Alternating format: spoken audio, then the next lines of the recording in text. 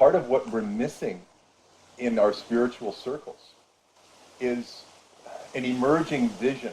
Everybody's kind of making it up as they go, but what does it mean to start transcending the ego? What does it mean to move beyond the normal developmental stages of consciousness that our culture is kind of set? Like, so traditional, modern, postmodern are very common developmental stages. But we're going into these transpersonal, or at least these more rarefied stages. And we get lost. If you know about Wilbur or Sheldrake's work on morphogenic fields, we're literally creating new energetics, new subtle energy realms, new places in the noosphere for humanity to start reflecting on itself through, to get a vision for what we're doing here. At least this is one way of thinking about it. And so I said we need to start articulating what these visions are. The people who are making these inroads in the new places need to actually communicate. And that's happening in our culture as more and more people have breakthrough experiences and enlightenment experiences and transpersonal experiences. There's a lot more dialogue now than 1,000 years ago or 100 years ago about these interior spaces that we all share that we don't have languages for and we don't quite know how to talk about. That's why so much of the spiritual teachings are very cryptic, because we don't have good words for pointing to the same thing. If you've studied what it means to be enlightened or to have breakthrough, you'll realize that if you go to 5 different traditions, they'll define breakthrough differently. They'll define enlightenment differently.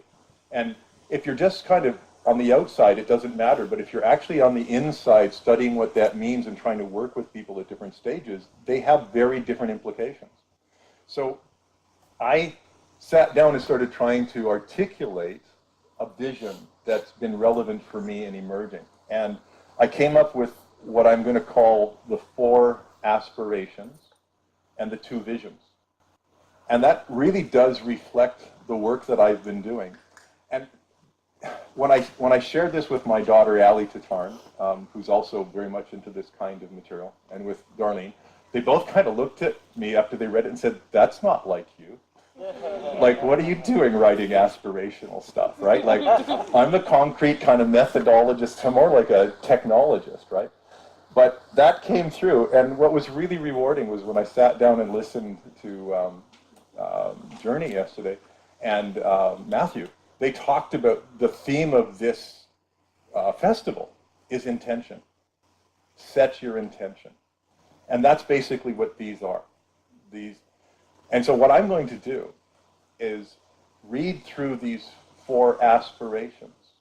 And I'll say now that these aspirations are kind of archetypal, and they kind of get embodied in different spiritual traditions.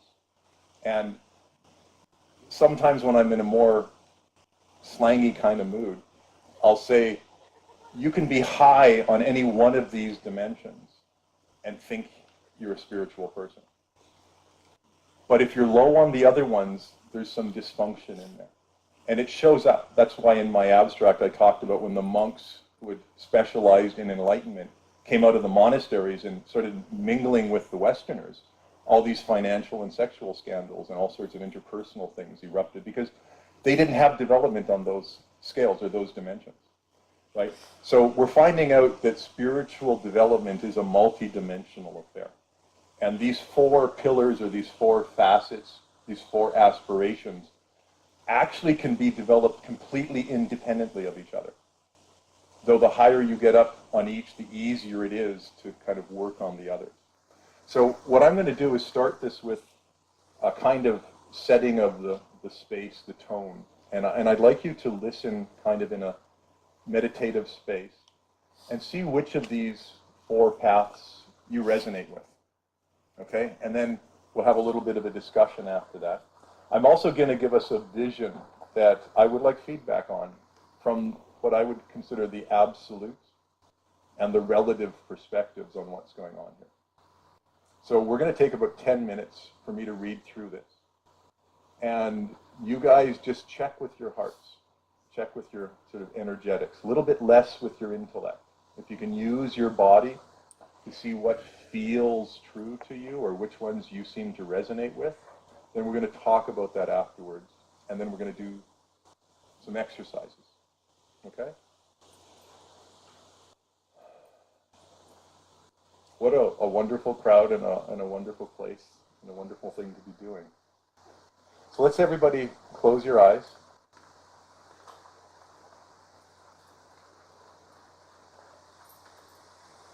And just take a moment to breathe and be in your body.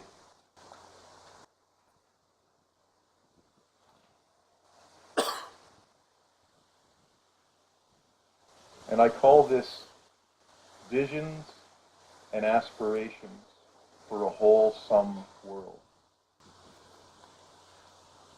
But it's whole dash some, S-U-M. Because there's been so much emphasis on the individuality in our culture. And we're needing some more emphasis on the sum of us all, right? To deal with climate change and the violence and the political issues that we've got going on right now.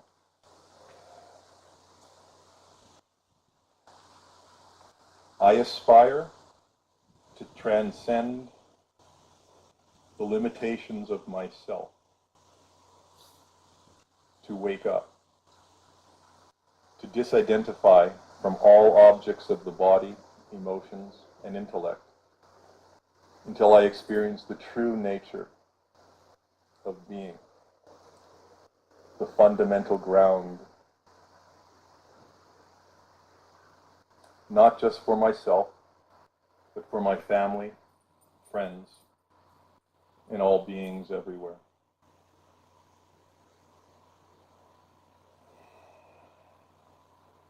I aspire to clear my consciousness fully, that my mind and its creations become a vibrant, translucent mirror of the universe, coming to know itself, not just for myself, but for my family, friends, and all beings everywhere. I aspire to grow and mature fully, till the cognitive structures of my mind come to know myself and all beings everywhere as indistinguishable co-creations of the universe, not just for myself, but for my family, friends, and all beings everywhere.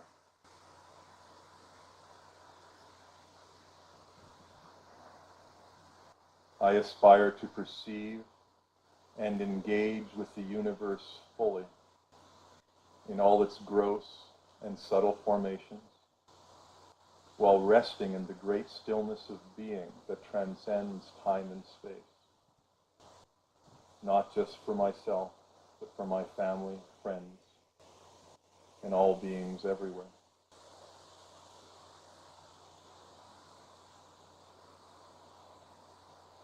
So those four paths are basically waking up, cleaning up, growing up, and you can either see it as looking around or showing up fully.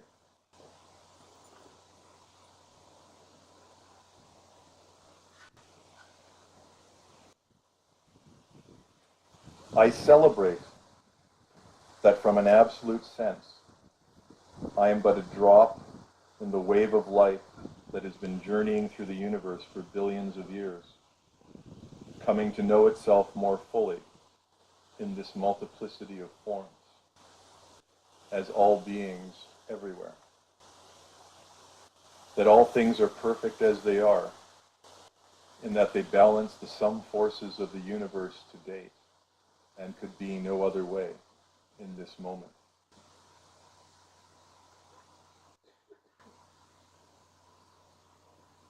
I celebrate that in the relative world, I am an important thread in this multi-dimensional tapestry of life, interconnected and woven into the lives of my friends, family, and all beings everywhere, where my aspirations for health and wholeness nourish not only my own life, but the lives of all beings everywhere.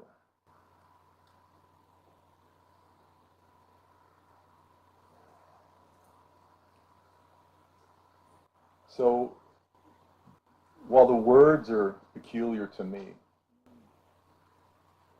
hopefully you recognize aspects of what I've just spoken here and maybe resonate more with some than others. So the first four were what I call the four paths, the four ways that we tend to focus on transformation and becoming more than we are. Waking up, cleaning up, growing up, and showing up. Okay?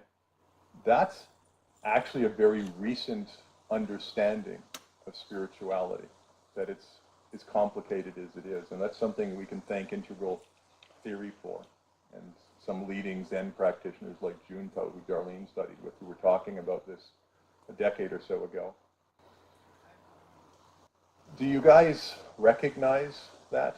The waking up part is the traditional Buddhist kind of enlightenment.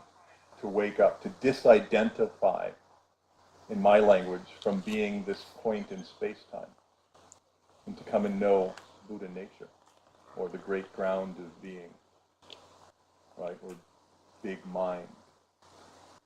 The cleaning up is kind of a Western thing, because it's the first culture to focus explicitly on transformation through basically psychotherapy and personal transformation and growth, where you try and eliminate the debris and the conditioning and the feeling beliefs that we've accumulated since childhood, which sensitize us to distort the world differently than our neighbors do.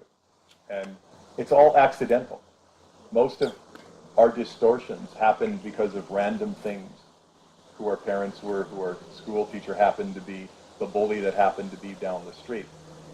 And we need to clean that stuff up because it sensitizes us to it. Right? How many people here have had the experience of realizing that they tend to experience the same kind of relationships over and over, where people dismiss them all the time, or ignore them all the time, or are infatuated with them all the time, right? Usually by the time you're 30 or 40, you kind of wake up to these patterns in your life. Why do I always go out with, bleep kinds of people, who start off one way and then end up treating me another way? And that's our accidental conditioned history. We tend to have feeling beliefs that make us sensitized to certain types of dynamics that we're familiar with.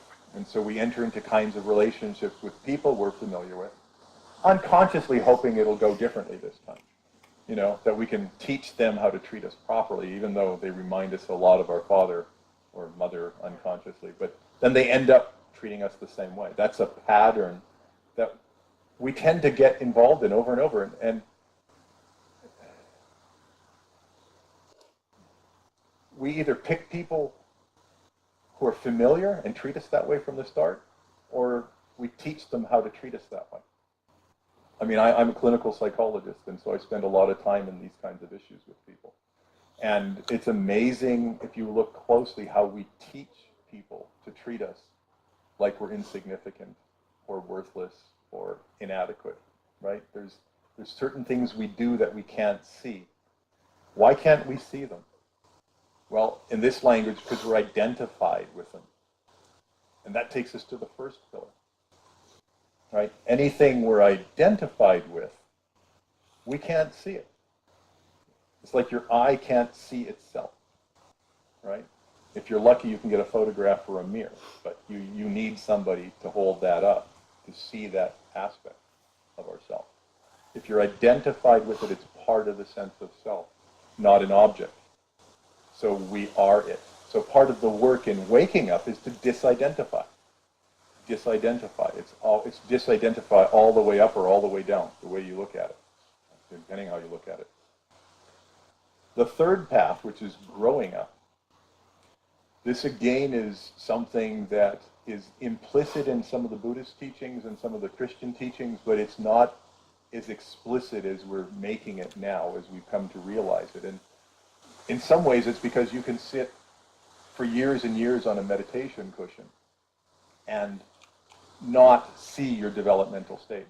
You can never introspect your developmental stage. It's one of those things that you can only see when you look at groups of people. Okay? And you see that this culture all sees the world this way, and this culture all sees the world this way, or this subculture. And it turns out we've got really good research that shows that there are basically 9 different developmental stages that adults go through. Most adults stop their development when they're 18 or 19. You know, and then, so we go through a lot of stages in the first 18 or 20 years, and then we resist further development, you know, and unless we're really pushed into it, or you clue in that life is about development and you go for personal transformation, right, and development, and then these changes start to happen more quickly. But if you resist them, it'll take longer, but your suffering will push you towards evolution and growth, ideally. Right, so that's a developmental stage, and I've actually got a form here we're going to go through that will give you some maybe reflections on where you might be. The fourth stage, which Ken Wilber talks about, is showing up, and I call looking around, but really they're very similar depending on how you take showing up. He tends to use showing up as taking your place in the world, being active in part of your community. I would use it to say showing up in all dimensions of life. Not just the gross, but the subtle and the causal. And the subtle can mean just our emotional relationships. That's our subtle energies. Some people don't want to show up in the emotional world. So it's just a hole in their life. And they suffer because of it. Anytime you don't show up in an ongoing, engaged part of your world, you're going to suffer because you're not conscious of what's happening. Right? If you take it to the extremes of spirituality, the shamanistic traditions do the showing up or the look around really well, because they teach you how to look at the astral plane, at the 7 planes of existence, if you look at theosophy. Right? There are subtle worlds. We've got a wonderful mystic in our group here that makes a living tuning into the subtle realm and speaking to spirits and energetics that are no longer with us in person. So ultimately, if you want to master all of the potential of being human, the showing up or the look around is something that you also have to work on. The shamanistic traditions in Buddhism, it's the dream yogas, staying awake through the sleep cycle, not losing consciousness when you dream, staying awake through deep sleep, turiya and turiyatita.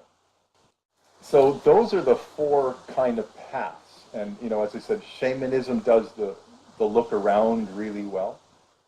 Developmental psychology has told us about the fact that there's developmental stages and we can study it. And it's really hard to get people to grow up. And the best things that we know to help facilitate that are 2. One is having the map, knowing that there is such a thing as growing up, and to look to see where you are and where you could be going facilitates that change. And meditation or contemplation helps you grow up, helps you mature and basically deepen your structures for seeing the world, to be a little bit more inclusive, right? A little deeper. And then the therapeutic processes that Western psychology has kind of come up with is the cleaning up process. And that's what my Bio-Emotive framework is sort of specializes in, because it cleans up the emotional system. And in doing so, kind of clarifies the mind, the intellect as well. And then the waking up is Buddhism. Okay? So as I spoke through those 4 aspirational paths, people want to just put up their hands to say which ones they resonated more. How many people resonated with the waking up part, the disidentification. Anyone who's done a Vipassana retreat will know exactly what I mean by that. So how many people resonate with waking up as kind of a spiritual path? Okay, so we've got about 10, 12 people. How many people resonate with the cleaning up? It makes sense in a festival like this that we would have probably 20 or so, because that's what this is about, right? Getting an opportunity to do some work to clear our history. The idea of growing up, to move to more expansive states of consciousness, right? That our mind actually sees the world differently. You don't have to work at it, it just sees it differently because you've moved to that stage. And how about looking around or showing up in all dimensions, right? The dream yogas and the shamanistic paths, a little bit less. And that's kind of normal.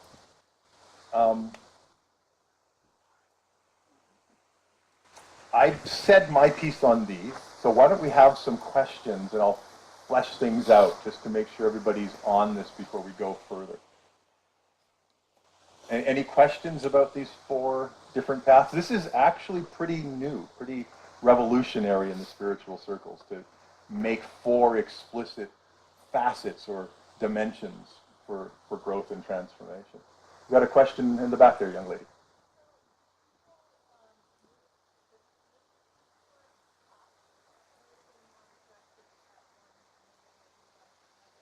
Yeah. She's asking if people move between these 4 paths, or do they just sort of stay on one? And basically, people tend to pick one and focus on it. And particularly if they're making progress, they'll stay. But if you come to a dead end, then you might, if you bump into something you can't get past, you might look and try something different, right? So if you've done a lot of personal transformation and you seem to be stuck, then people will take up meditation. Or if you've been doing a lot of meditation and you seem to get stuck, you can take up, cleaning up, deep psychotherapy. And what's really cool is Lama Lodro comes out to our retreat center in Selkirk, and he's just the epitome of the mystic, like a Western mystic. He spent 40 or 50 years in meditation, dedicating his life to it. And I think 12 or 13 years in year-long retreats, like literally 13 or 14 years by himself in a cabin. Darlene knows the numbers. 16 years by himself in 3-year retreats, meditating to understand these deep states. And when he was here with us a few months ago, after some discussions over the last few years, he said, I'm sorry, but I've come to the conclusion that you guys should all take up some sort of good therapy. It will save you decades of time on the cushion. And he says, I wish we would have known this 20 years ago. It would have saved me a lot of pain and suffering, including breaking out in blisters and oozing blood and all sorts of stuff where, in my language, he went through emotional processes physiologically, when it would have just been so much easier to cry. But, I grew up in the 60s, and crying is not good. You don't cry, so we learn to shut down, So thanks for that question and what came from it. And you had a question too as well? Yeah, I was going to ask, what are more of the typical things that adults resist as in development? Like after 18, you said we usually slow down. Okay. So the 3 main groupings that you'll recognize your friends to be at. Not yourself, because you're going to be at the highest one. I'm laughing, but it's true.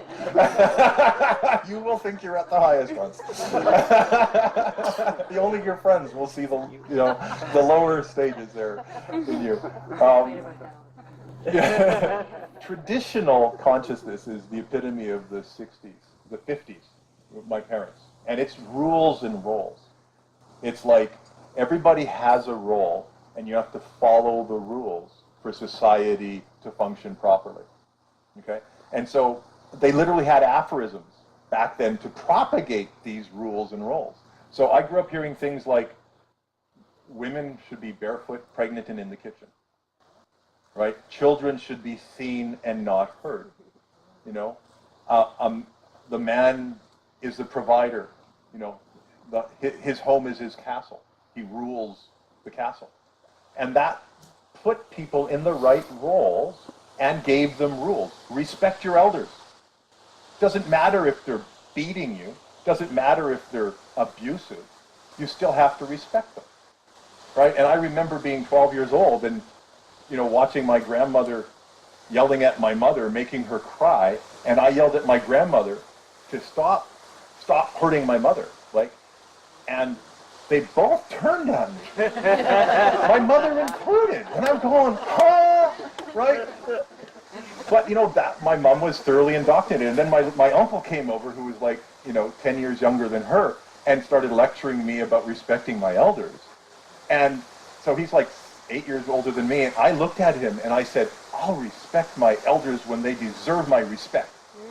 And his jaw just dropped, right?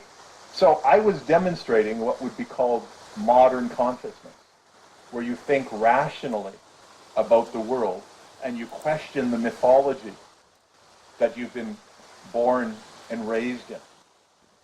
So I was using my intellect to rationally think about the world when I was 10 or 12 years old and making decisions about what was right or wrong. I was already pushing against the establishment, right? My parents, and questioning things. And that's what modernism is. And it tends to be individually oriented, and it tends to be achievement oriented. We all want to be the best we can be, the best guitar player, the awesome businessman who makes millions of dollars, and you climb that ladder of success or achievement, and it's really all about you, right? And when I was in academia and I was working with my friends publishing papers, I remember the shock when I'd work intensively for 3 or 4 months and we'd publish a book or a paper together, and we were close, eating pizza, talking at night, you know, in contact all the time, and then that project finished, and so did my relationship, because they were off working on another grant with somebody else. And I'd phone them up trying to get time with them, and they were gone, right? And it's like, damn, I thought we had a friendship. But we had a friendship in that we had a common vision, right? And that was the important part. Because modern consciousness is really about myself. It's not about community. It's about me and my achievements. And that's okay. That's a good stage. The thing about climbing to the top of your ladder and finding out you've climbed up the wrong ladder, that's actually a healthy realization. That means that you've fulfilled that value system and you've seen its limitations. And you look around and you go, there's got to be more. So what comes after modern? Postmodern. Postmodern. Tautology. But it means that you look around in your individuality and you want relationship. You want connection. So we see back when I was, you know, whatever, the punk rock scene emerged. They were all rebellious individuals in the same way, right? They all dressed alike, but they all identified in their rebellion. They were rebelling against the same stuff. So they formed their own groups of people, all right? Individuality with your own family. You choose your family of like-minded beings, okay? And when you get there, you look around at the other groups, and true postmodernity says, and that's okay too. Your value system, even though it's different than mine, if it's working for you and it doesn't mess me up, that's good. And so postmodernism literally starts this embrace of other cultures and other ways of being in the world and says it's okay. Whereas the other ones all think theirs is the only way it should be. Traditional thinks everyone should be like traditional, and modern thinks everyone should be like modern. And postmodern finally says it's okay to be as you are and have the values as long as they don't mess anybody else up. So Canada tends to be pretty postmodern. The States tend to be pretty modern. They're a little bit behind us on developmental stages. Now, there's a couple stages after that, which is integral 1 and integral 2, for lack of another, other names for them. And I'll speak to those a little bit, but I'd like to get questions first about whether we understand this basic, because I've given you the top 3 of the first tier. The other ones are low enough that most people don't have to worry about them, okay? Any other questions about these stages? Part of why it's hard to move past the stage you're at is that most people don't know it's possible. That's why I said getting a map actually helps us move. Question?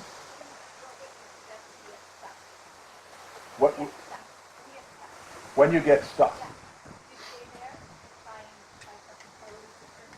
Well, there's a lot of different places to get stuck, right? And so depending, if you have a map like what I'm giving you today, it'll be easier to see where you're stuck. So I'm going to actually now tell you how these 4 facets are so deeply embedded in us that they're how we create the world. That literally, this is how the world and the self are created, through these 4 facets. Okay? So we're going to start at the 4th pillar. This is our perceptual loci, or what we're sensitive to, what we can see. So if I can only see the gross realm, right, then that's what I'm going to start processing according to my developmental structures. So if I'm in traditional consciousness, I'm going to take this world that I'm living in right now, and I'm going to parse it according to my traditional structures, and I'm going to start getting upset because there's all these free thinkers going against my beliefs, and they're not talking about God, and they're not thinking the way I do, and I'm feeling very uncomfortable, and then that gets taken into my childhood conditioning, where I remember my father yelling at me and getting angry, and then I want to get angry at all these people because that's the only way I know how to deal with conflict.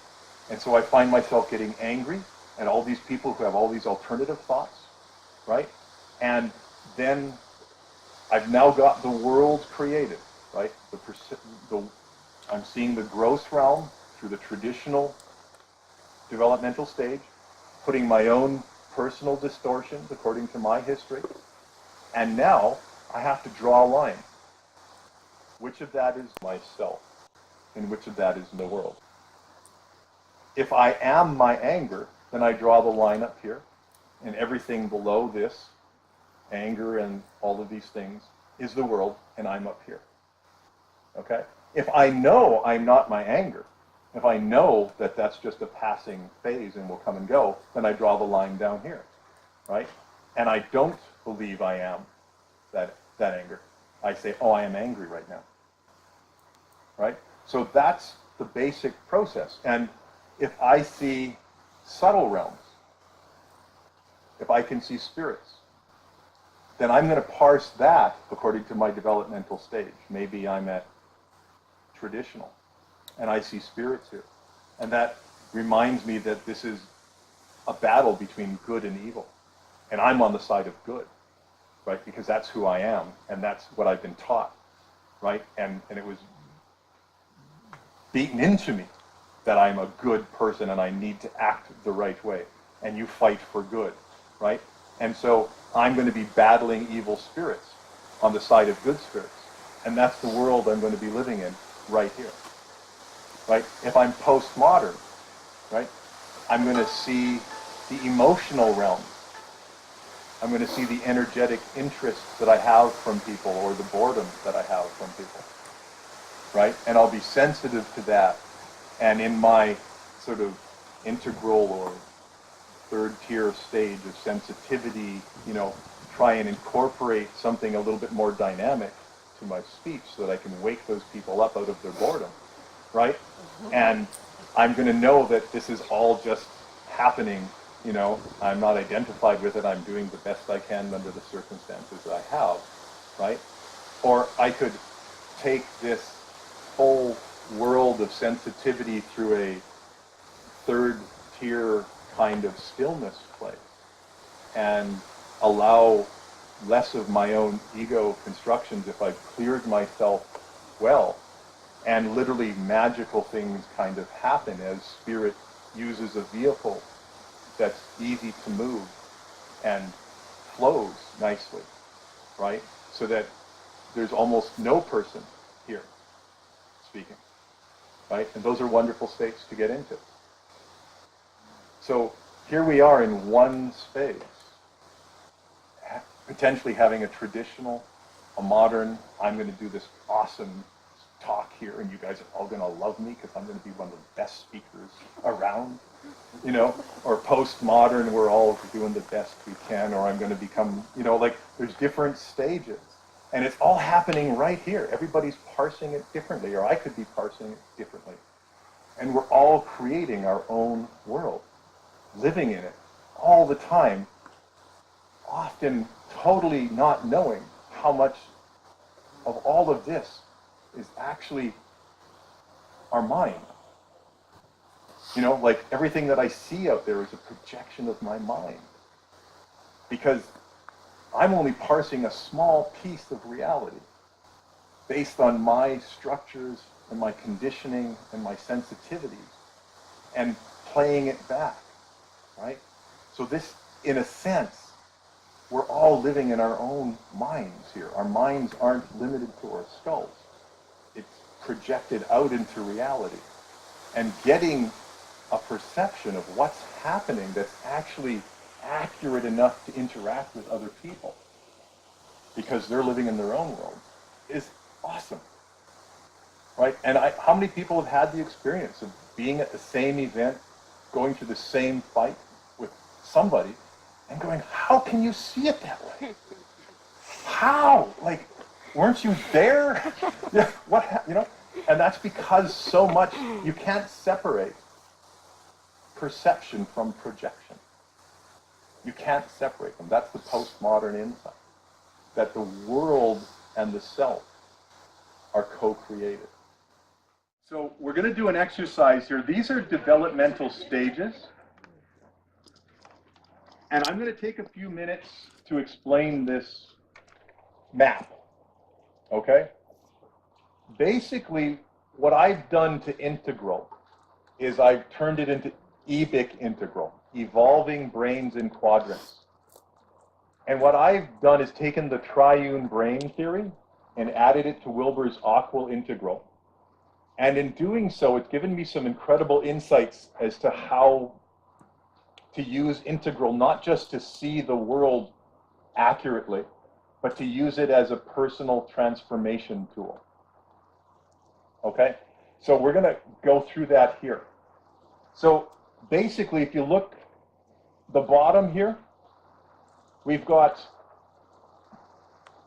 the physical brain. Okay? When you're a child, you are identified with the activity of the physical brain. No, that's it. And everything that you touch goes into your mouth. Because, you know, can I eat it? You know, it's physical survival kinds of stuff. And we grow out of that into our emotional brain, where we start to have emotions and we can get angry and have tantrums.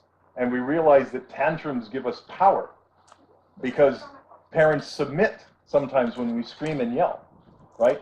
And so we start working with emotions and being our emotions, right? And if I don't want to eat that, I have a tantrum, right?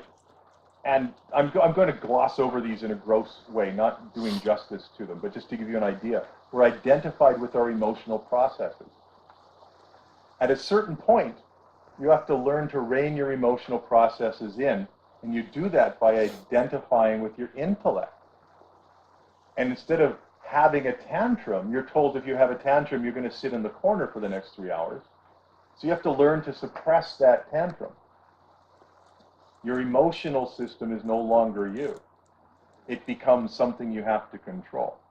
And so you move into the intellectual world, and you become your thoughts. You don't become your emotions, you become your thoughts. That's the stage most people stop at, our thoughts. Okay? Now, there's two versions of being in your brain. The top part of this is the individual focus, and not the top, the left side is the individual focus, the right side is the communal focus. So in the physical brain, in terms of spiral dynamics, individual focus in the physical brain, you're all about survival. Think of cavemen living off in the woods before they have a cave. Everything is about what's going to eat me, do I have food, right? And it's about survival. Once you get survival and you've got your cave and a clan, you move into a magical mode where you're seeing the world, you're very present, but you don't have any cognitive structures to understand, but you're still trying to make sense and control things. So you do things like when lightning comes and it strikes the tree and makes a big sound, you say the sky gods are angry with us. Let's do something to appease the sky gods, right? And so you make a sacrifice, maybe of some game or something to appease the sky gods. It's magical thinking. And you're trying to control things you're not in control of, but you're doing the best you can. Okay? When you move into the emotional brain, the first stage is power dominance. The angriest, strongest person gets what they want, and it's impulsive. You take what you want. Rape and pillaging is part of this thing. The clan moves to a tribe that's making an empire. And we get the battles between the Mongols and the Chinese and the Europeans. And that's tribal power dominance. You can cut off people's arms and not care because you don't have empathy yet, right? You rein in the impulsive, emotional, physical power dominance with traditional rules and roles.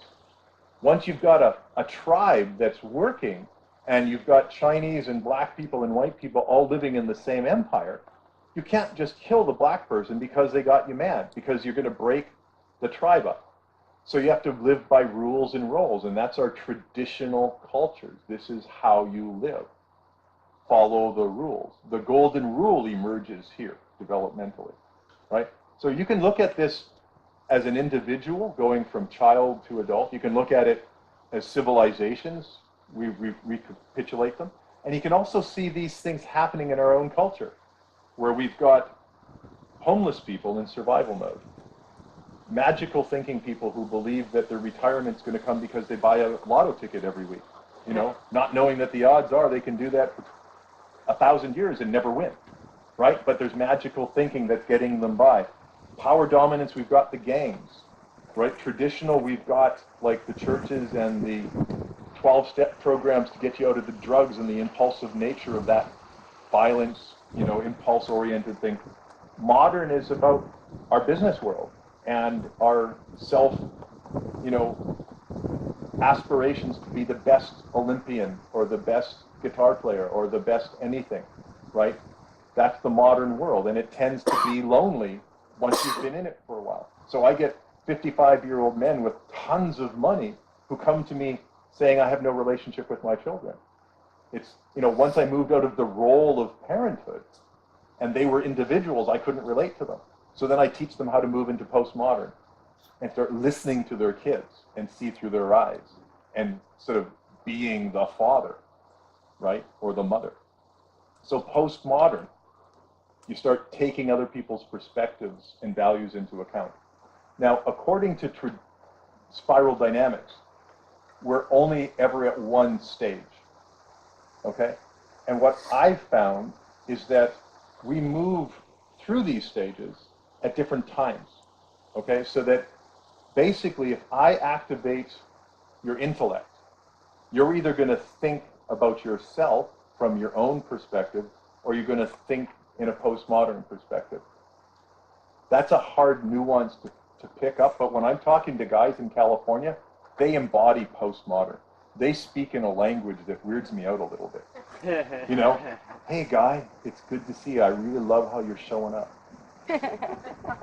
And I go, awesome, and it's part of their culture, but there's this sensitivity to my space that I'm not used to, right? Because California guys are odd. Like, they're a little ahead of us Canadians, right? we have a cultural postmodern sensitivity in terms of all of our multiculturalness, but a lot of people don't speak postmodern as a natural way. We tend to still be very I-centered, in our relationships. So when your intellect is activated, you're either going to be modern or postmodern. If I get you upset, either angry or sad, and your emotional brain gets activated, you're going to either go into power dominance and get angry, or traditional rules and roles, and say, why did you act that way? You should have acted this way, right? Like, so different brains are programmed to be in different ways. So the next two up, the integral, that's a qualitative leap. And that's when your emotional brain and intellectual brain start working together. And the emotional brain basically sees patterns. That's how I can look at a face and tell if someone's angry or sad. I'm taking the objects and making inferences and calling that anger. It's a best guess. Or the feelings that I'm picking up from people. Those are best guesses. But we're doing pattern recognition of behavioral, subtle energetics, right? And so when the emotional brain and the intellect start working together, we see patterns of our thinking and patterns of our behavior. And we start to ask questions like, why do I always go out with certain kinds of people? Why do I always get caught in certain kinds of dynamics? And that's basically a deconstructive stage, where you begin taking your ego structures and questioning them and looking at them differently, and ideally having the tools to deconstruct them and get rid of the things that aren't serving you. If you do pattern recognition in a collective sense, you're a visionary person. You get to see things in your discipline or your area of study or expertise, and you have deep insights into what's going on, and you make revolutionary contributions to the field, because it's a post-rational, post-logical, post-sequential process. You see the patterns and you have the insight and you communicate it. And it takes a while to articulate it into a linear language. That's what Einstein had problem with. Okay?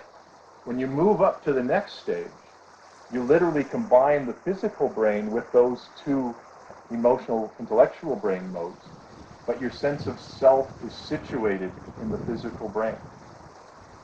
And now you're just here in the stillness of awareness. Okay?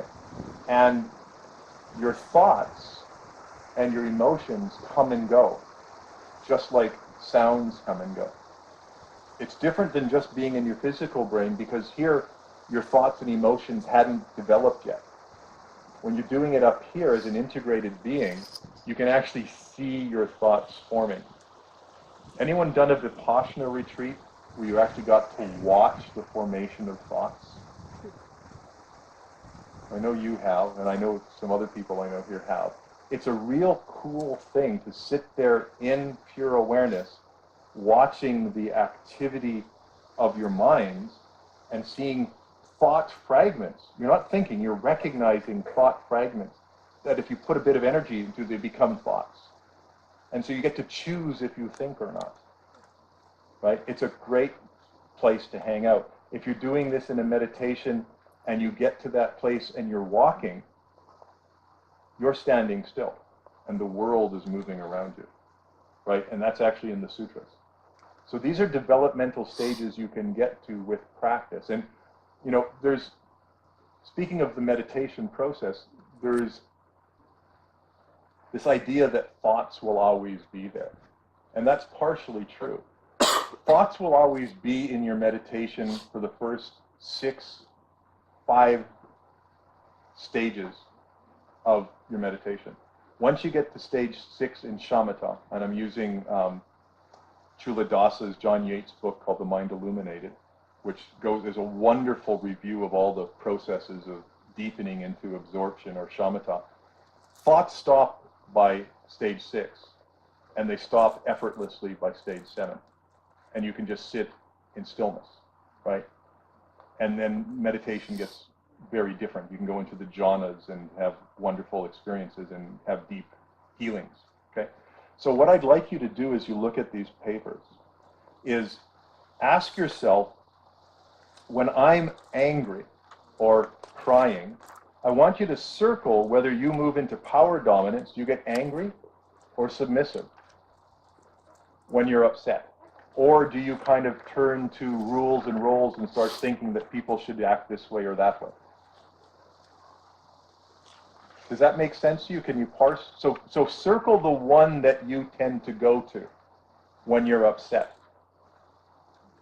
Okay, because that's a good map to know. Because you can always look and say, well, what are the pros and cons of being here versus the other one? When you're thinking, right, when you're involved in cognitive activity about relationships and stuff, are you always stuck in your view, which would be modern? Or are you always trying to see it through the other person's point of view?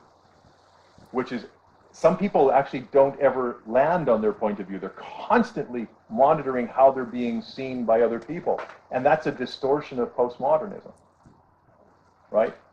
And so if you don't have your own sense of what you feel and think, and you're constantly trying to adjust to the world based on how they're seeing you and what they want of you, it's very hard to be happy, right? So circle which one you tend to do when you're thinking about how you are in the world and how your relationships are going. Yeah? Is it possible to oscillate between them? You can. Yes, you can. But if you tend to be one or the other, then circle that. When you're in more of a insight-oriented place and having this integral place is basically wisdom. When you start to see patterns, you're becoming wise because you've had enough life experience that you're seeing things that you can relate and share with people, that you don't get from textbooks. So do you tend to get visionary about the outside world and come up with new ways to build outhouses or do solar collection or grow mushrooms? Or do you tend to look at yourself and have deep insights about your behavior and your patterns, right? And just circle the one you tend to do there.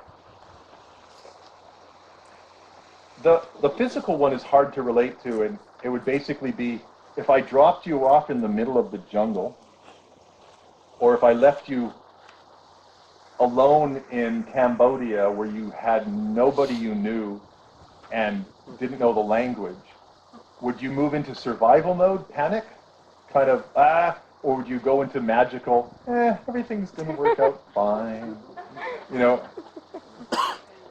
just don't accidentally walk into a train while you're in that state, right? Like, hard to say which is the better one. Yeah. Okay, so once you've done that, now moving into the epitome of the third tier, the top one, when you've integrated all three brains, the epitome is Turiya. And Turiya means that you maintain pure awareness 24 hours a day. You don't even forget yourself while you're sleeping through deep sleep. So that means you've mastered dream yoga, and you can do astral projection, and you can watch your body do all of these weird things as it's sleeping, and all these electronic generative kind of shiftings and things that you would experience as a dream, you actually experience as chemical shifts and electrical sensations in the body. So you can get to that state, Turiya, and then if you lose identification with this point in space-time, and it's all just arising, and there's no more relevance of this piece of flesh to the trees or the other beings, then you're in Turiyatita. You've just moved into non-dual. There is no subject-object split, right? And you're just moving as a flow. And often magical things will happen in either of these two states because the universe just loves opportunities to flow through beings that can channel and say and do and write things, just in the weirdest, subtlest ways. And we all tend to move in and out of these states if we forget ourselves well, but it's hard to do that if you're wrapped up in yourself all the time, right? So once you've gone through and you've chosen which side you are, the other thing is to go through and say, which brain do you spend most of your time in? Do you tend to spend most of your time in the emotional realm, upset about things? Do you tend to spend most of your time in the intellect, thinking about things and being your thoughts? Do you tend to spend most of your time doing visionary insight processes, contemplation? You spend most of your time in pure awareness, you know?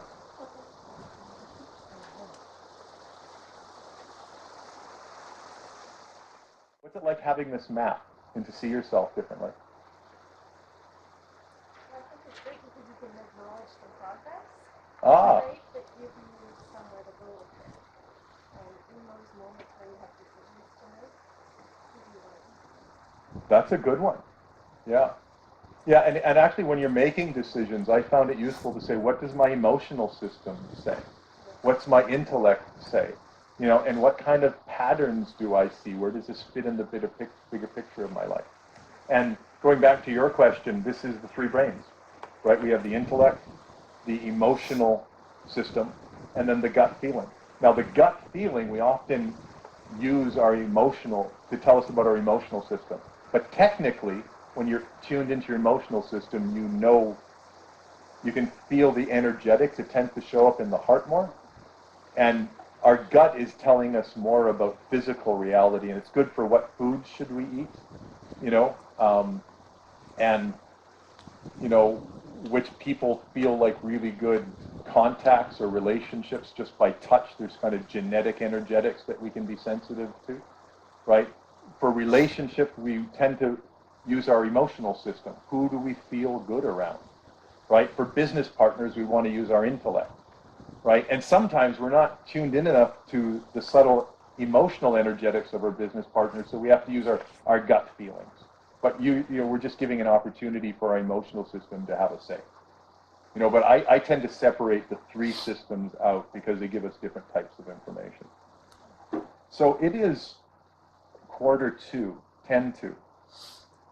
I'm going to do a brief cleansing exercise. And how many people have paper? How many people don't have paper? Okay, so most of you have paper or can look at a piece of paper, or I'll say the words out loud.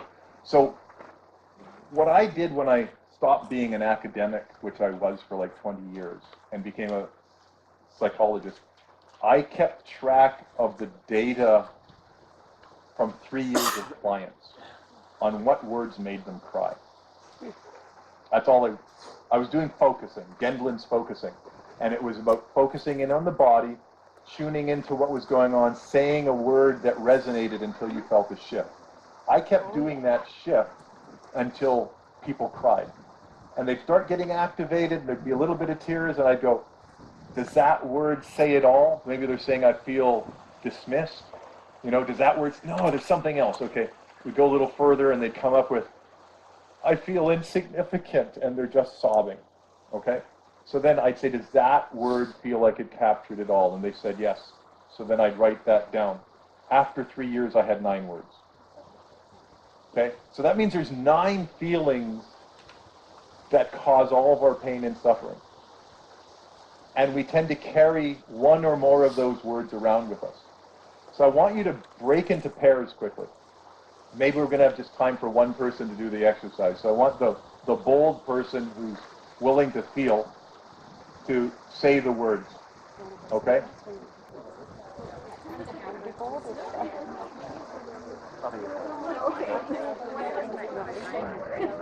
We have a box of Kleenex just in case.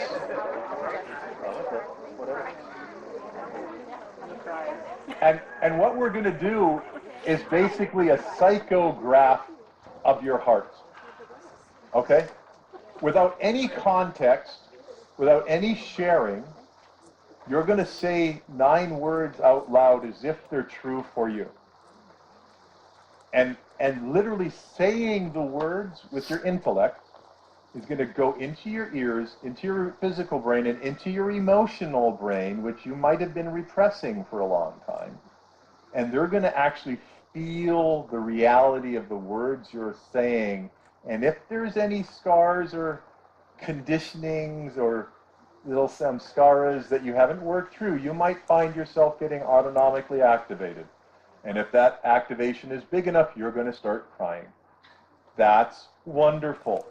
Because when you cry, acknowledging the feeling, you're actually clearing it from your system. and it's integrating your emotional and intellectual brains, and you're setting up for that next stage of development that you all want, right? So one of the ways to that next stage is tears, because finding the words that resonate with your emotional system is a path. So I want you to look at your partner, and everybody pick who's going to be saying the words and who's going to be witnessing. Repeat after me. I feel insignificant.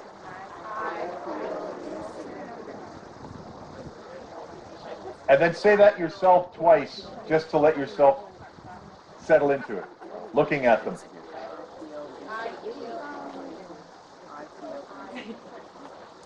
And what you're doing is looking for resonance just to see if you might have that little scar in you. Did you find that your body activated at all in any of the words? Yep. Do you mind sharing?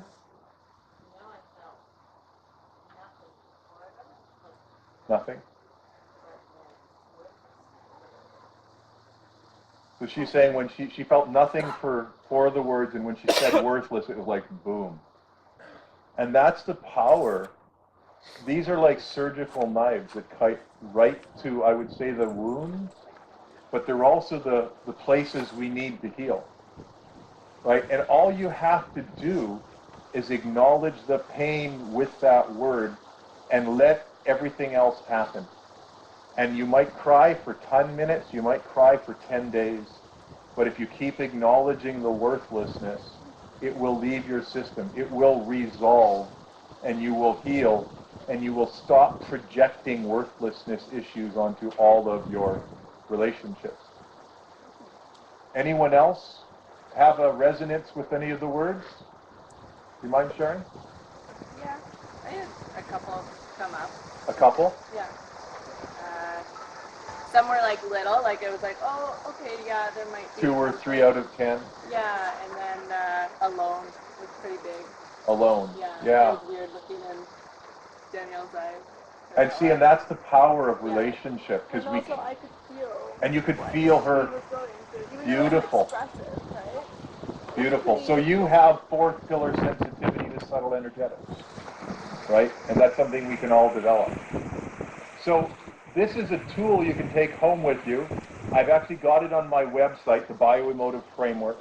If you haven't given me your email address, please come up and do that. I'll send you something for how to netter, which is to do this process. I have a video series that teaches you all about the emotional system. Other than that, is there any last questions or comments? Yes? So those were 4 of the 9 verses? Those are just 4 of the 9. I just wanted you to taste it. So now you can go home and do this with your partner or significant other or alone. I was going to say, it would work alone, but... It would work, though I've had people do this work and write little summaries and no crying until they come back and share it with me, and then the tears flow. Yeah. So sharing it often will help if you can't get there on your own. Any other questions or comments or reflections? Oh, they're listed, the 9 core feelings. You can find them on the internet. Those are really powerful words. They're like our emotional brain is biologically set up to perceive these 9 interpersonal energetics. We actually perceive our relationships through these 9 core words. And it tells us our relational status with our crowds, with our people. Right? And it's very important knowledge to have. But that's a whole other talk. Okay, you guys have been just so wonderful, and an hour and a half of undivided attention. Like, awesome people. Thank you so much.